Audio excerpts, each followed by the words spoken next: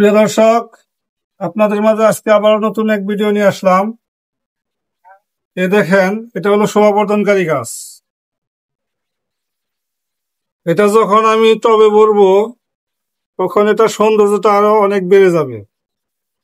দেখেন এটা টবে কিরকম ভাবে ভরা লাগে। আপনারা দেখেন, আপনারা এটা দেখে বাসায় আপনারা নিজেরাই এইভাবে টবে ভরে নেবেন।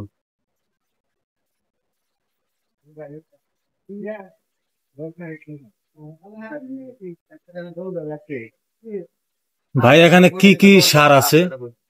ভাই এখানে মাটি, ভার্মি কম্পোস্ট আর কোকোপিট, এই তিনটা দিয়ে মিক্সড করে এই মাটিটা তৈরি করা হয়েছে।